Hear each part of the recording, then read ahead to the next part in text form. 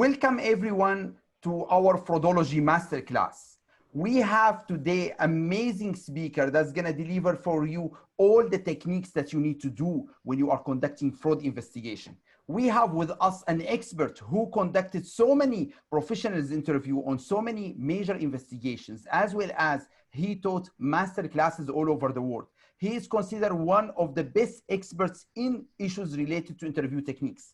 And every time in the ACFE Global Conference, I look forward for his sessions because always he will give you practical advice and he will teach you the techniques that you need to actually follow to be able to get the facts from the suspects. Today we have Mr. Sherman McGrew, and he is gonna actually share with you so many concepts and idea. He is currently the general manager of the American Embassy Group mission in Netherlands. With that, I will give him the stage. Thank you so much.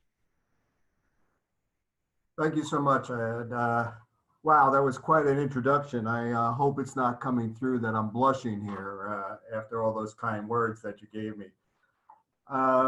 Okay, let's get started. Fraud interviewing techniques. All right, everybody should see this on their screen now, and you should see my name also. All right, so we're going to jump right into it. All right, a little bit of my introduction, my background, so you know where I'm coming from. The first question I always ask myself whenever I see a presentation is, why should I listen to this guy? And you know, that's a good question. What is this individual's background? What is this individual's experience? So that will enable you to know how much credibility they have, okay? So we're gonna go over a little bit of my background so you know where I'm coming from. I'm a captain of the Waterbury Police Department. That's about 100 miles or 160 kilometers outside of New York City in Connecticut in the United States of America. I'm also a Lieutenant Colonel of the U.S. Army Reserves. I'm retired. And I currently work as a program analyst for TSA at the U.S. Embassy in The Hague in the Netherlands. Okay. A little bit of my law enforcement background, 23 years law enforcement experience. You can see the ranks that I held, everything from patrolman up to captain. Extensive financial crimes experience, primarily when I was a detective. Thousands of interviews, probably tens of thousands of interviews. I couldn't even put a number on it. So a lot of experience there. I was also a police academy director, one of the most rewarding jobs I ever had in my entire life, working with young police recruits and setting them on the right path to be out and be good, decent police officers. I was also a SWAT team commander, right? Well, again, a very, very rewarding job. Okay, in the military, 31 years military experience total. Retired as Lieutenant Colonel, a couple of combat tours in Iraq. Also worked with the UK Civpol, their civilian police in Basra.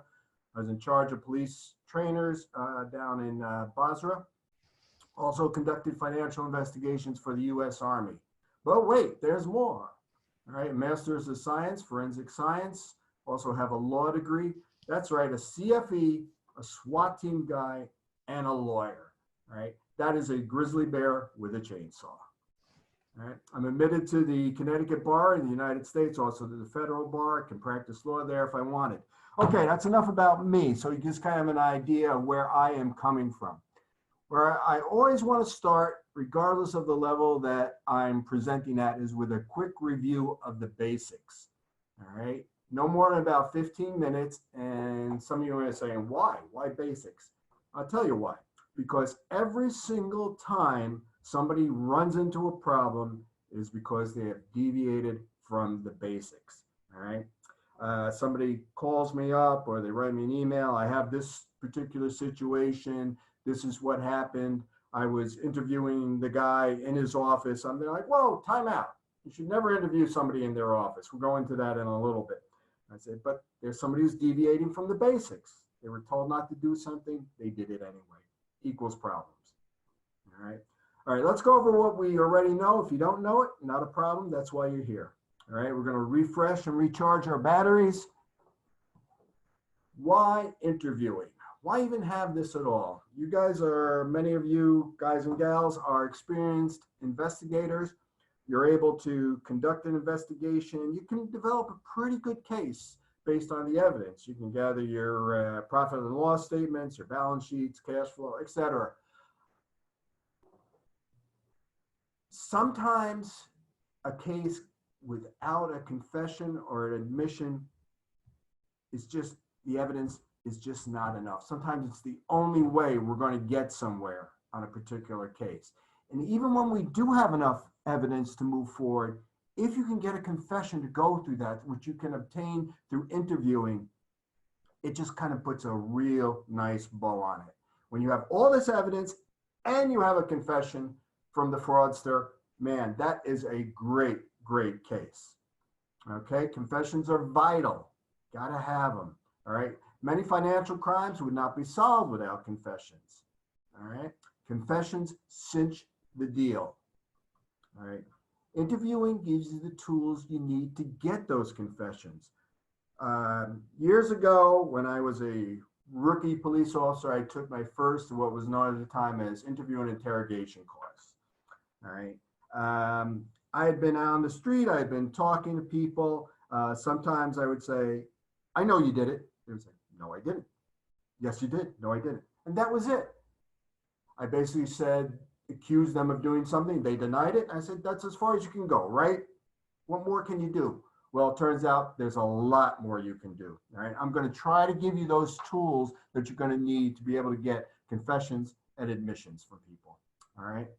It gets you past being stuck when a suspect denies. When somebody denies something to you, which is going to happen, I'm sure it's happened to a lot of you already, we're going to get past that point. How do we get past it? And very important, make sure you do it properly so you maintain legal and correct. And when I talk about legal, we're going to hit on this a number of times over the next hour. It's legal where you are practicing. As we all know, fraud is now international. It's global. It is all over the place. And as fraud investigators, you are not only moving around within your own country, which may have different laws for different places, such as the United States. It's almost like 50 different countries there, 50 states. But you're also going to be moving over international borders, say even within the EU and then outside of the EU, for example. All right? You need to know the laws where you are practicing. I cannot emphasize this enough. All right. Make sure you know those laws. They're going to keep you legal and correct. You don't want to jam yourself and get into trouble by not knowing the laws where you are practicing. All right. What interviewing is and what it is, more importantly, probably what it is not. All right. It is not like what you see on TV. We've all seen the police dramas on TV where a suspect is in a room. Sometimes they're handcuffed to a desk. Right? And there's a detective, maybe 2 or 3 detectives, and they're basically browbeating. They're being nasty. They're being mean. You know, you better tell us what happened. You know, that kind of nonsense. No, no, no. That is not the type of interviewing we do. It doesn't work in the police world. And it's not going to work in the fraudster detection world either. All right? You are never, ever a bully in an interview. You're never a tough guy. Tough guys lose. Don't be a tough guy. Tough guys don't get confessions. All right? You want a confession or do you want to feel good for 15 seconds? And what I mean by that is sometimes you're investigating a fraud and it's so horrendous, so horrible that you just want to unload on the person. How could you have done such a terrible thing? You know, et cetera and so forth. You know, and you relieve yourself in that manner, right? Would it be better if we could just get a confession out of this individual and either they go to jail or they lose their job and they get the just rewards for what they've done? All right? You're already good at interviewing. All right? You may not realize this, but you are. We use these techniques every single day in our run-of-the-mill lives that we lead. We're always using these techniques, whether it's with our children, with our spouses. Oh, by the way, don't take these techniques home with you and use them on your spouse or your kids for practice, please. Thank you. All right. These are professional techniques. We don't need to practice on our family. All right. Do you ever get the feeling when you're speaking to somebody, he or she is lying? All right. There's a good reason. You are probably right. All right. Ever see someone talking and know they were lying, like maybe a politician on TV? All right. Odds are you are extremely right when you get that feeling.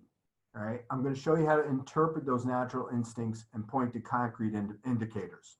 All right. We're going to use and help you develop what you already know. First step, do your homework. What do I mean by this? Before you even meet the suspect, all right, you do your homework. All right, don't shortchange it. Common sense, know the facts of the fraud uncovered to date. Learn something about the suspect. Can you go to HR? Look through the HR file? Oh, there's that legal point again. Know the laws, know your company rules and regulations, your company policies, where you are employed, and also where you are practicing. All right, there's a lot of good stuff in the HR file. There's the type of car someone drives. Why would that be important? Well, are they making, say, 50,000 euros and they're driving a 200,000 euro car? I've seen it happen, and it does happen. Why would HR have that? Well, maybe he's got an assigned parking space, so we need to know what kind of car everyone drives, right? It's an indication. Learn something about the suspect, the person you are going to interview. Great place to do that would be their office at work.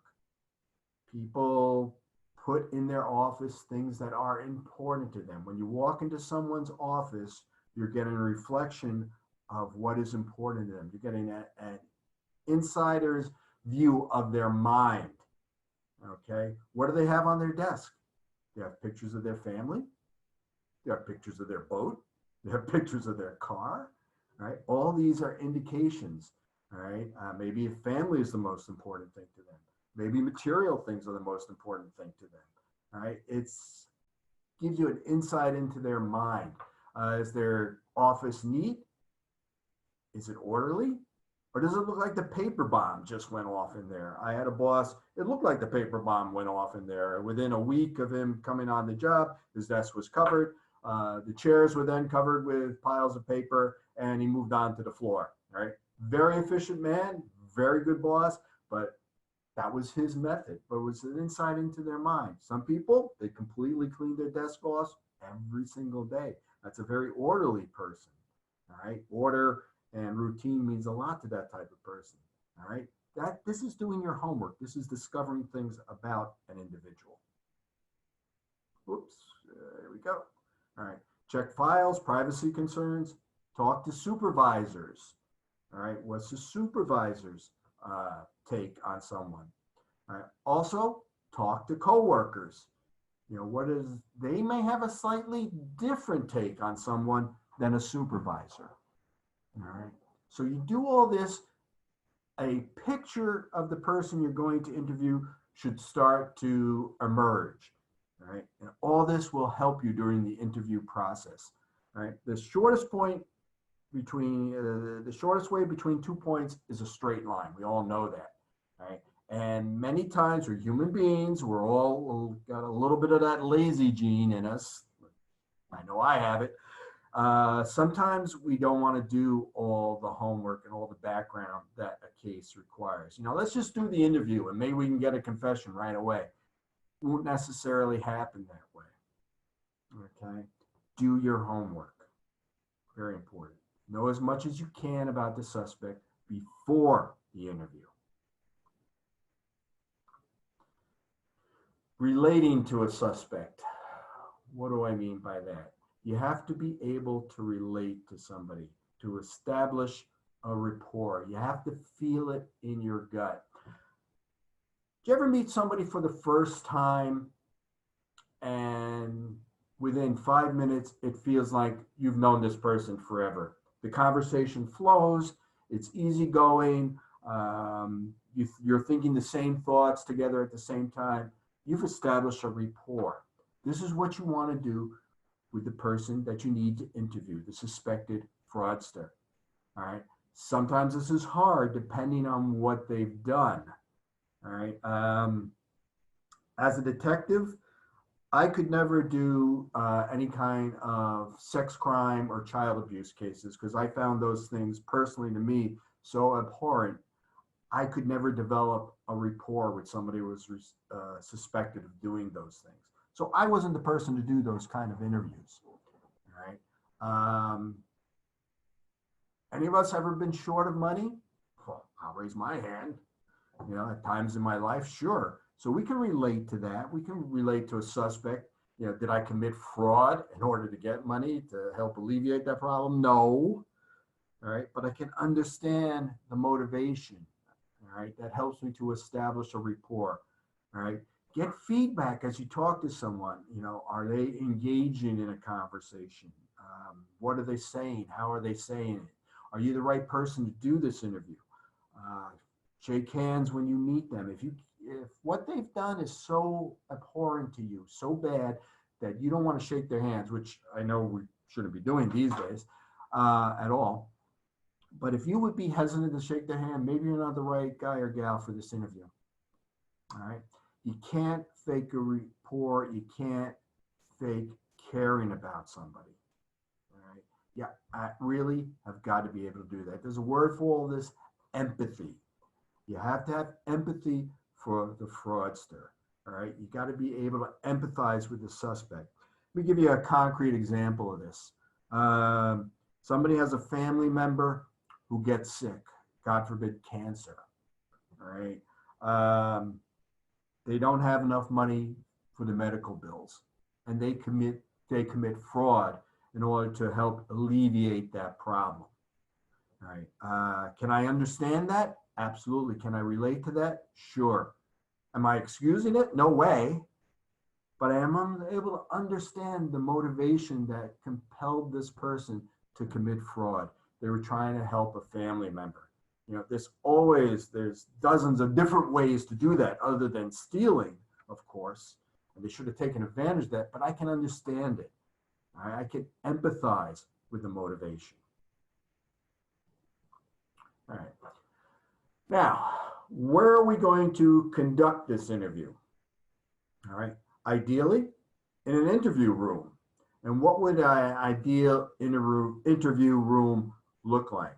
Well, it's not going to have any windows.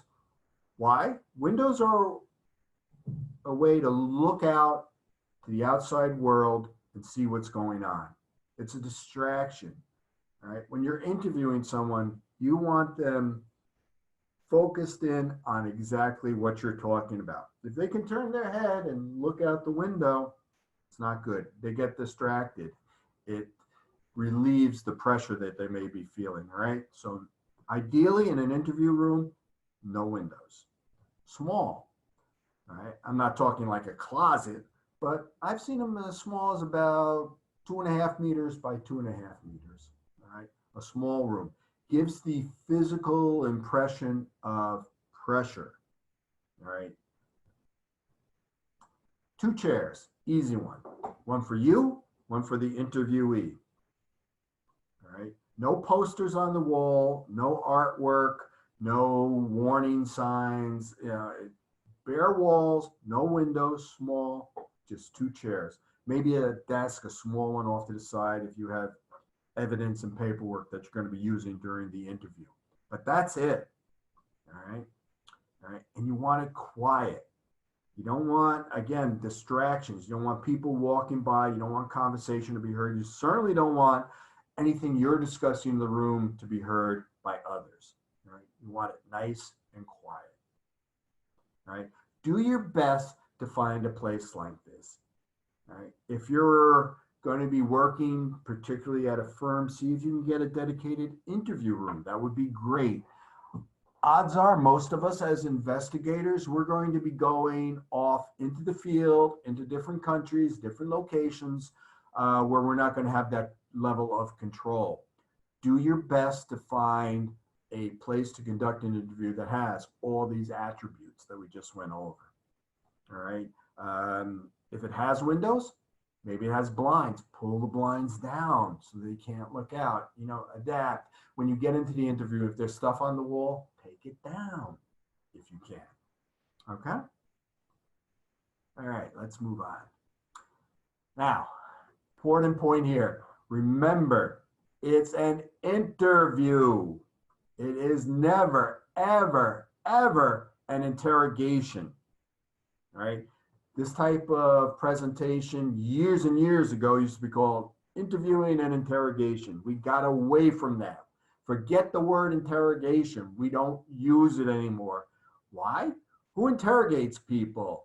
The KGB interrogates people. The Gestapo interrogates people. We don't interrogate people.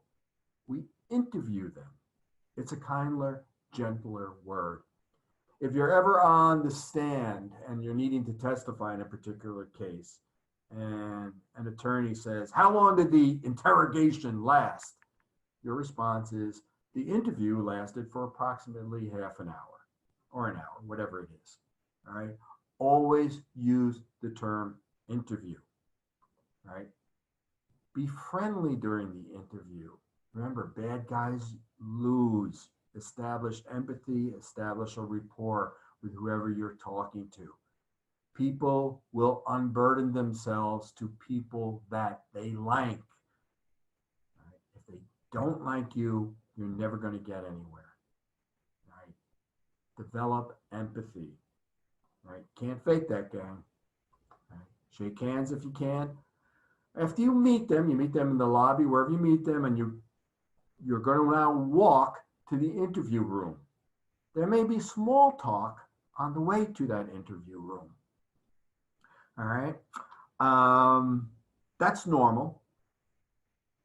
What is going to be one of your first indications that somebody has done something improper, they're going to start questioning you about the case as you're walking to the interview room. Why am I here? What's going on? Is this about blah, blah? All right. Anybody, it's natural to have a question or two. When they have just a whole barrage of questions waiting as you walk to that interview room, that's an indication of guilt. All right. And why are they doing this? Particularly if it's a planned interview where they've been told, at Tuesday at 2:00 in the afternoon, you will be interviewed. All right. The night before, have they slept well? No. All right. They are under a tremendous amount of stress. They've hardly slept at all. All these things are going through their mind, all right? And they want to get to the heart of the problem right away. They can't even wait till you get to the interview room, all right? They may physically be shaking. Notice that if you shake hands. Their palm may be sweaty. Notice that they have sweaty hands. I've literally seen people shake. One of the indicators of stress, the back of the neck. Stress accumulates at the back of our neck. People rubbing the back of their neck. They're trying to relieve stress. All right. Up all night. They can't sleep. They not only do they want to know what you know, they need to know what you know.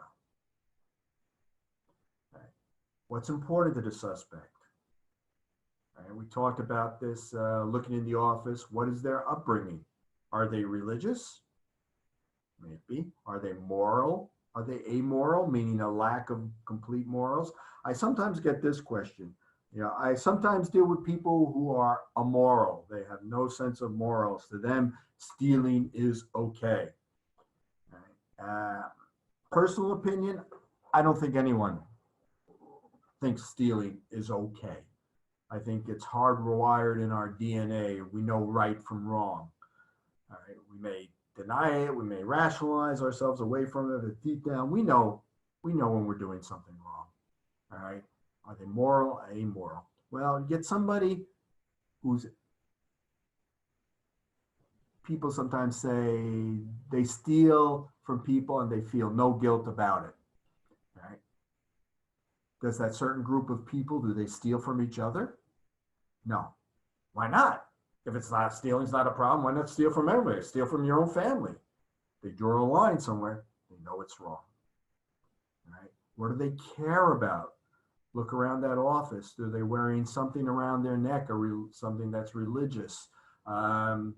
Myself, on my lapel pin, I've got something from the Army here. This is a miniature medal. That's an insight into my mind. All right. People only wear on their lapels or their suits or their dresses things that are important to them. Ask them about it. If you don't know what it is, what is that you're wearing? They'll be glad to tell you about it. This is an insight into their mind. All right. How might that help you? Say you have to interview me. You see this, it's military. You think, oh, former military background. Oh, you were an officer? What's important to officers in the military? Honor, integrity. All right. It's something to put in the back of your mind to ask later during the interview. A key question might be, would the men under your command think what you did was honorable? You know, would your soldiers be proud of you? All right. You ask me those kind of questions, I'm a puddle. I'm all done. All right. Just from a lapel. All right. Do they care about family? There was a real life situation here. A friend of mine, I heard through the grapevine that his son had gotten so intoxicated one night. He was just a teenager, like 15 years old, that he was riding his bike home here in Holland and hit the curb and fell onto the sidewalk. And this was it was late at night. This was kind of a convenient place to fall down. He actually fell asleep there till the police found him later, a few hours later. All right. I was concerned. I said, hey, how is your son doing? You know, I heard that he had a little bit of a problem. The normal response there is, yeah, we're helping to get him help. We're having him see a doctor, etc. What did this guy say? Where did you hear about that? Oh, this guy's, what's important to him? Reputation. Right? He didn't even want to talk about his son, but where did I hear that rumor? He's most concerned about reputation in the community. That's an insight into his mind. Okay. In short, what makes them tick? How many people present for this interview? That's an easy one. 2, yourself and the suspect. Now, I know I can't see you or hear you. Some of you are saying right now, oh, we can't do that. We have to have a recorder present. Okay. We can't do that. We have to have a lawyer present. We have to have union representation present. That you have to play the hand that you are dealt. Right? The ideal situation is one-on-one. It is hard enough to confess to one person alone. Put another person in the room, it becomes even harder. 3 people in the room, harder still. All right, more than that, forget it. All right, 2 people, one-on-one. All right, you and the suspect. This may not be allowed by your corporate policy or your laws wherever you are practicing. Make sure you know those laws. All right, but that is the ideal situation. Okay, 2's company, 3 is a crowd. You can't build a rapport with 3, or it becomes very difficult. What if you're in a situation where you have to have somebody physically present that's going to record the interview? And I mean, write things down as they happen. Right? Before the interview, you have a conversation with that person and you say, I need you to stay completely silent during this interview. All right? No matter, say it's an attorney, same thing. This is really hard for attorneys. We always have something to say. Tell the attorney, tell the person who's recording it, tell anybody else that's in there from your side. One person conducts the interview. Nobody else says a word. You introduce them, of course, at the beginning, then you put them off to the side where they're out of line of sight, and you have them be absolutely quiet, not say a word, all right? Because that's an interruption, that's a distraction. It's really hard to build a one-on-one rapport when somebody else is in the room, all right? So have them be quiet if they must be there. One-on-one allows you to understand. Confessing to one person is hard enough. All right, waivers, get it in writing. All right, if there's they know they have the right to leave, they have the right to attorney, whatever it is, get it in writing before you start the interview. All All right. And then as soon as you get it in writing, take that piece of paper and get it out of sight. There's no need why it needs to stay on a table or needs to be visible to the person. You've done your due diligence. You've informed them of what their rights are. Get rid of that paper. Many of you on TV have seen the American, what are known as Miranda rights. You have the right to remain silent. Anything you say can and will be used against you in a court of law, etc., and so forth. I conducted thousands of interviews where I would ask the person to read through their rights and then understand that, write down that they understand their rights and they're still willing to speak to me, their waiver.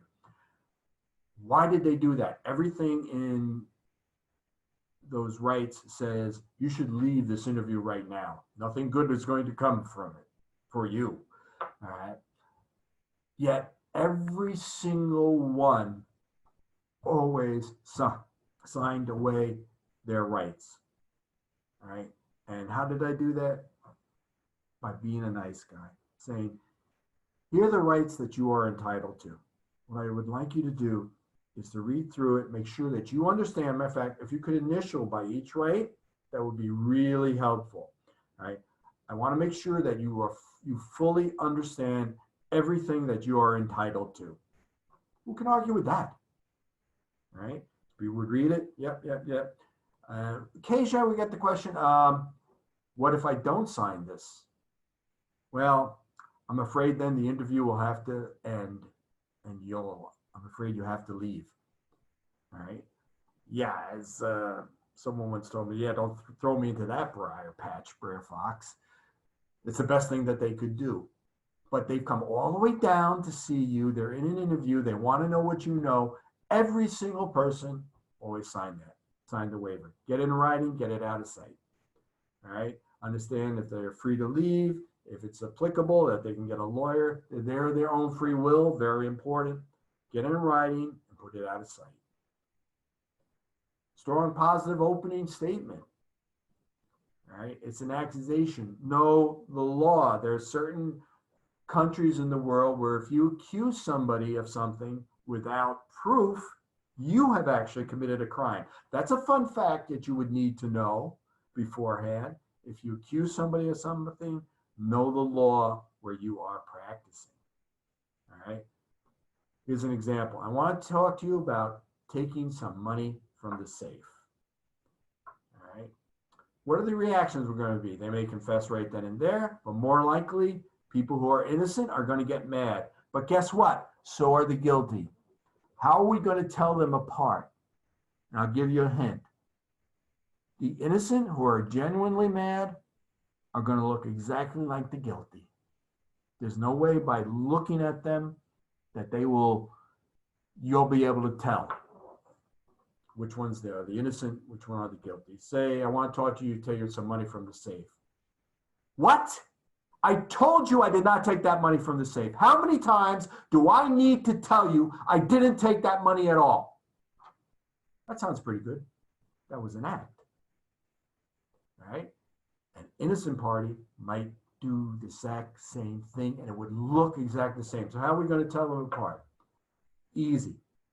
When someone gets genuinely angry, they will stay mad for a long time. Your reaction is going to be, whoa, let's calm down. Calm down? You just accused me of a crime. I'm not going to calm down. All right? It may take you 10, 15 minutes to bring them back down. All right? When it's an act, I just did an act there. I'm not mad now. You can calm the guilty down like that. Easy. All right? If they get really mad and then seconds later, 30 seconds later, they're calm again, guess what? It was an act. They weren't mad. If they're mad and they stay mad, that's for real. All right? You can calm the guilty down because they are faking their anger. Minimize. Watch out for those trigger words. Not stole. You didn't steal. You needed it. Not larceny, but took. Right? Legalese have the same value, but softer and gentler. Not embezzled. That's a scary word, but you fudge the books. All right? Stole, larceny, embezzled equals jail. Needed, took, fudged equals mistakes. Who hasn't made mistakes? We've all made mistakes. This was a mistake, wasn't it? Of course it was. You want to make it right now, don't you? You see? All right. Ask yourself, what's easier to admit? I made a mistake when I fudged the books because what I really needed, the money that I took. Or I am a thief who knowingly committed larceny when I stole from the company that has treated me so very well and I deserve to go to jail. What's easier for somebody to admit?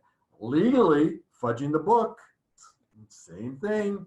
Needing the money, taking the money, that's larceny. Right? Which one's easier to admit? Okay, I'm a realist. I know that you're going to see a lot of presentations either today or over the next few weeks. You're going to look back on this presentation, and if you remember nothing else, I want you to remember this. Anything but a no is a yes. Anything but a no is a yes. Anything but a no is a yes. I always say that 3 times because that is the most important point in this entire presentation. Anything but a no is a yes. If you're asking a question and the answer should be no, if you get anything else, it's really a yes. All right. Qualified answers. Did you take the money? The answer should be no. Did I take the money? No. That's a qualified answer. He's repeating the question. Did I take the money? No. Telling you he knows somebody did. Repeating the question back to you. Do you know how the theft happened? Do I know how the theft happened? Not really. Anything but a no is a yes. Quick example. As a young police officer, I had taken my first interviewing course. I pull a car over for speeding. I'm just going to give them a verbal warning. I tell them that, sir, please drive carefully. Here's the license and registration. And I think to myself, you know, I'm going to try some of this interviewing stuff. So as I hand the guy's license and registration back to him, tell him to drive safely, I say, sir, are you carrying any drugs in the vehicle? The guy looks at me with disdain and he goes, no, I'm not carrying any drugs in the vehicle. And they're like, wow, that was a quick no. He added a little something to it, but that was a quick no. I could search this car forever. I'm not going to find any drugs. So I try another question. Sir, are you carrying any weapons in the vehicle? Puts his hands on the steering wheel and looks straight forward. He goes, to the best of my knowledge and belief, bam, right there. I knew he was lying. Next thing I said to him, I said, where is it? He goes, it's under the seat. And it was that easy. I never before would have thought that somebody saying the best of my knowledge and belief was actually an affirmative answer, was actually a yes. But it's anything but a no is a yes. If you remember nothing else from today's presentation, please remember this. Write this one down. You're going to get the slides later, but write it down so you remember it. This will serve you well in the future. All right. Let's see. Innocent don't need time to think.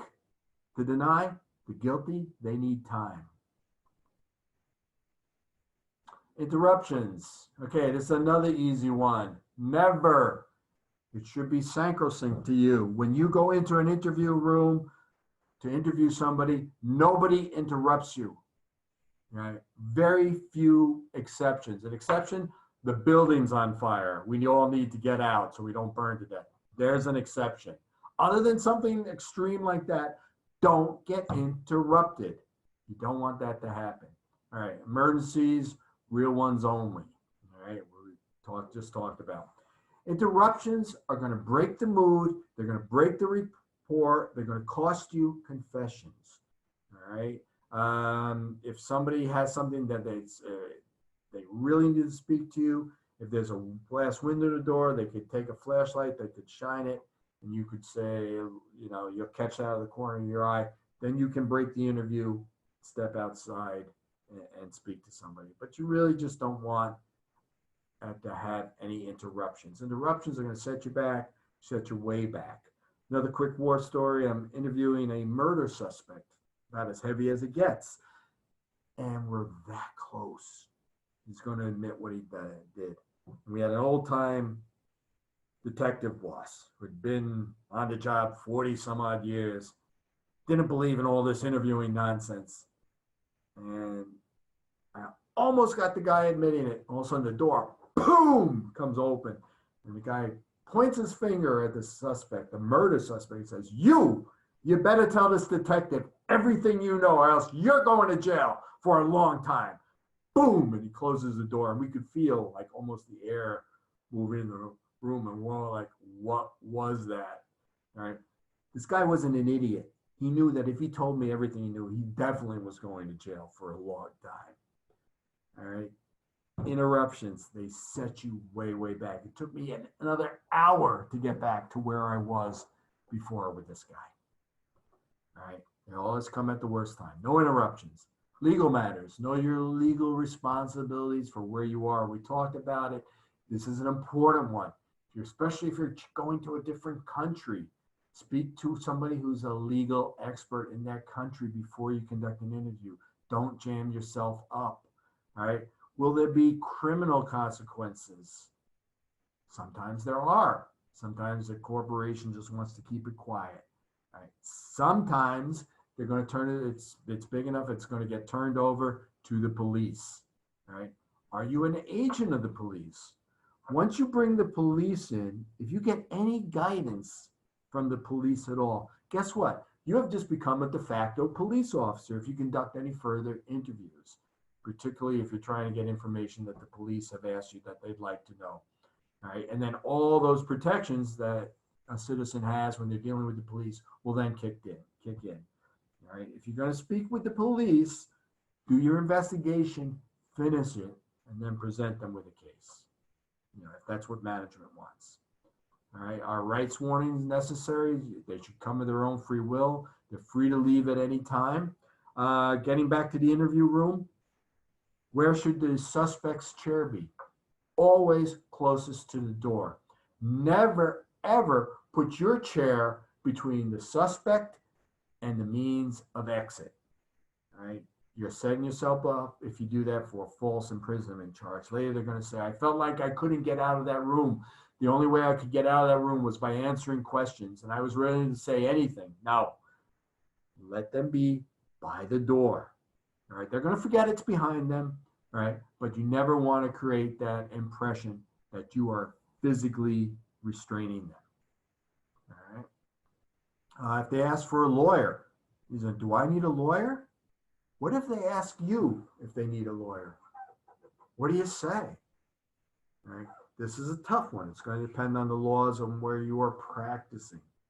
All right. The way I used to get out of it, I would say I would never advise anybody not to get a lawyer, but that's a decision that you need to make for yourself.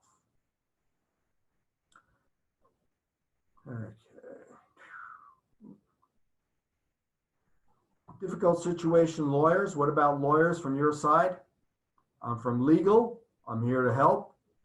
Lawyers are happy to tell you what you can't do. All right. They're not so good at telling you what you can do. You may be required to have a lawyer present. All right. That's the hand you're dealt with. All right.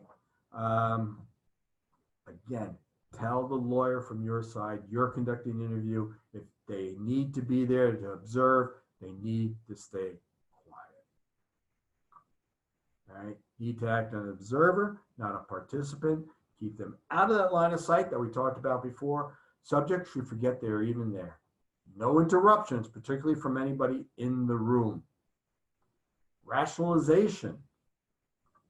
Remember, minimize the actions. Watch the trigger words. Minimize the actions. Hey, everybody's taking something from work. Pen, paper, $500,000. It's just a matter of degree. I'm being a little facetious there. But minimize. Everybody's taking something from work. Who hasn't? Who hasn't taken something? All right. Cops take things from work, for crying out loud. It's just a matter of degree. Minimize what they've done. You're not the first one in the world. This is a great one. You're not the first one in the world to fill in the blank, whatever the situation is. You know, lots of other people have done this. All right. Great one. You were going to pay it back, right? That is throwing a drowning person a life vest, right? Of course I was going to pay it back. Right? Well, if you haven't taken it in the first place, what is there to pay back? Nothing, right? You were going to pay it back, right? Well, I've seen people, they just jump at this one. They see it as an out. Yes, of course I was going to pay it back. Tension. All interviewees are under stress. Guilty are under really great stress. They need to know what you know to lie effectively, right? Guilty are thinking a mile a minute. The innocent don't need that time.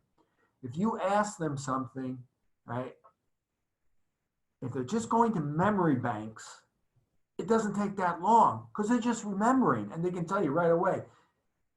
The guilty, to lie effectively, they have to think, okay, the lie I'm about to tell, does that tie in with my previous lies? And how about the lies I'm going to have to tell in the future to cover this up? What's that all take? Time, right? Innocent responses, true responses come quickly. Guilty need to think a mile a minute. You can almost see the smoke coming out of their ears. Their brains are working so hard. Innocent don't have to think so hard, all right? Trap them. It could have been you because when the theft took place, you were at the local bar and you saw the fire across the street. Say this is the situation. A fraud occurred. Say somebody was on the computer at work. At that time, they're saying it couldn't have been me because I was at the local bar. Then you hit them with a question. You saw the fire across the street then that night. Now, if they're innocent, if they really were at the local bar, they'd be like, I didn't see anything. And you're like, oh, you must have. All the fire engines, everything. No. All right. If they're guilty, they have to think about it. Did I hear about a fire by that bar? Do I know anything about? All this takes time. All right. Let them talk. Never interrupt a suspect. All right. Be a good listener. Learn how to be a good listener. Your spouse will like that one. I'm still working at that. All right. What are they really saying? What words are they using? When they stop, let the silence lie there. That silence works for you. All right. In normal conversation, it's awkward when people are quiet. During an interview, if you've been talking, if it gets real quiet, don't feel like you have to add to the conversation. Let that silence lie there. If they're going silent, what are they thinking? They're thinking, I think I have to confess. What happens if I confess? What are the ramifications? All right. That will silence is going to build pressure. It works for you. All right. You know, we've got about 8 minutes left here. All right. I'm going to stop right here at this point, and I'm sure some of you have questions. Before I get into those questions, one thing I'm going to cut you off at the pass. Many times I receive a lot of questions. I can only do video interviews. I can only do telephonic interviews. Don't do it. That's the best advice I can give you there. If an interview is worth doing, it's worth doing in person. If you have to do a video or a phone interview, you have lost so many tools out of your toolbox. It's really hard to see somebody's body language. It's really hard to establish a rapport. All the things we've talked about, it's tough. It's very tough. And all of a sudden there are technical difficulties. You know, boom. I'm sorry, we lost the signal. Hello? You know, and that lets them get out of it. All right. Why are we doing video and telephonic interviews? Because it's a matter of cost. If the interview is worth doing, it's worth doing in person. It's really, really hard to do a good telephone interview. I wish I had a magic wand and had some way to make that really work for you. All right, but I don't. All right. We still got some time. Are there some questions? I'm sure there are. Thank you very much for your amazing presentation. Actually, just to give you a comment about the last one you mentioned, If you remember Amanda Knox investigation that happened in Europe, one of the biggest, cases that was globally very well known. The suspect was That's the one in Italy, right? yeah, that was the one in Italy. The suspect actually ran away. And then the police, they were able to actually communicate with him through social media, and they decided to do an interview remotely. I think they did it with a Skype or something like that to get his, confession. But the interesting thing that actually when they met him in person, one-to-one, he changed exactly his statement. And he was claiming that actually, because it was distance, that was confusing for him to actually answer the question. Okay. All right, So, I got my question and answer sheet. all right. First one has to do with virtual interviews. Yeah, let me go over the questions with you. So the first question they are saying, are we allowed to lie to the suspect? So are we allowed to tell him we have evidence against you, even we don't have evidence? So in that way, he will feel like, Okay. There's an easy rule for this one. Is what you're doing, would you consider it fair or unfair? All right. Are you allowed to lie to a suspect? Absolutely, you can. All right. What's your motivation? What's the nature of the lie? Is it fair? Sometimes, that example that I just gave, where somebody's giving you an alibi, I couldn't have done it at this time in the office because I was down at the bar. And you say, well, did you see the fire that happened that evening, right at that time, right across the street from the bar? Now, there wasn't any fire there. Is that a lie? Yeah, it's kind of sort of is, yeah. All right. But where you're doing it, you want to see what the reaction is. The innocent reaction is, I'm sorry, I was sitting in the bar. I didn't see anything like that. The guilty party, who was not at that bar, was really in the office stealing at that time.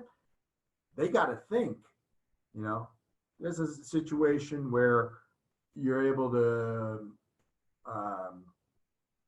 exactly what we're talking about, lie, but there's a good reason for it. And I would say that in that situation, it's considered fair. Okay. Another question, please.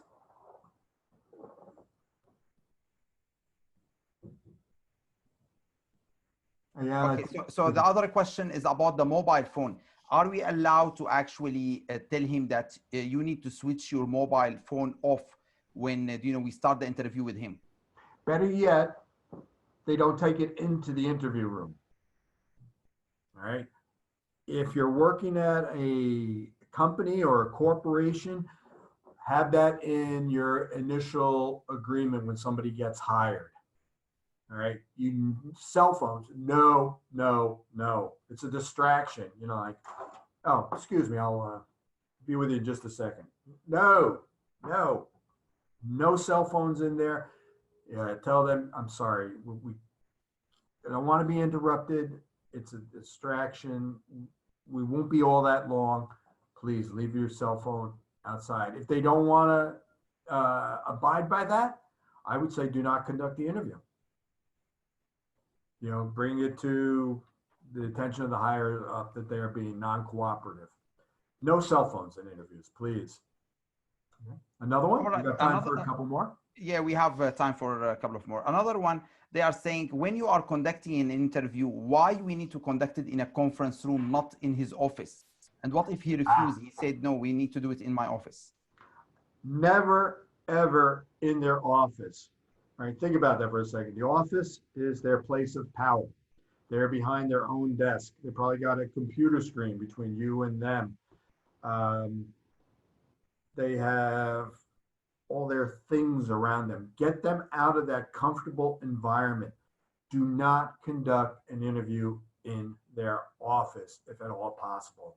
You're behind the 8 ball from the beginning there. You want to conduct it, as we talked about, in an interview room with as many of the attributes as what we described. Thank you very much. Another question, they are speaking about, what about when you are doing an interview with him and he is trying to explain to you the reason why he did the fraud? Do we have to actually push him to explain the actual reason? maybe the reason can be related to drugs or alcohol or so many other areas? Or should we accept his lies if he will tell us the reason is because of financial difficulty or loan or because he was greedy? If I understand the question correctly, should we If accept we, his reason or even listen to his reasoning? yeah, Yes, absolutely. if we know, for example, like the main reason is because of drugs or alcohol, but he lied to us in the interview. He said because I'm greedy, I wanted so much money. Let them say that. If you have done your homework and you found out that instead of greed, that the real reason was a drug problem or a drinking problem, and you want to get that on the record by establishing that rapport, you can say, listen, we both know that's not the reason why you committed this fraud. From my investigation, I think you have a problem with drugs or you have a problem with drinking. And that was the real reason. You go something along those lines. Let them speak. All right. The more they speak, the more trouble. Don't interrupt them when they're giving their explanation for what they've done. Let them speak. If you feel you need to correct it to get something else on the record, then go ahead. Let that rapport that you have built work for you. All right, we have another two questions. One question related to note taking. If you are the only interviewer in the room, what is the best technique for you to be able to take notes related to the interview? Easy one. Don't do it. Don't take notes. You don't need them. You know your case. You will remember things. Notes are a distraction. Notes are gonna, he says something or she says something that's important. All of a sudden, oh, you pick up a piece of paper. You start writing down like, uh-oh, what did I just say? No, you do not need to take notes. I get asked this question all the time. Don't do it. You don't need it. Trust yourself. You know your case. You don't need the crutch of writing down notes. Believe me, you're going to remember. And when you transition into a written statement, that's the time where everything that the individual has admitted, you're going to get down on paper. No note taking, you don't need it. Trust me, you don't. All right, perfect. Our final question, what from your experience do you have some tricks or some techniques for us to spot a liar when he is actually answering our questions? The biggest one is what we mentioned is time. You ask a question of the innocent, they don't need a lot of time to come up with the answer. All right. They're just going into their memory banks and they're recalling and they're telling you right then and there. It takes half a second. All right. Look for that time delay. All right. When you ask a question and they repeat it back to you, if I understand you correctly, you're saying this, if they need that time to lie effectively. Again, it's the lies that they have told before, the lie that they are telling now. Is that in conjunction with the lies told before? How will that lie they are telling now, how is that going to affect them in the future? To figure all that out right on the spot takes time. If you want to look for one technique when somebody's lying, they take time to come up with the lies. All right, perfect. Thank you so much for all your insights and ideas and techniques.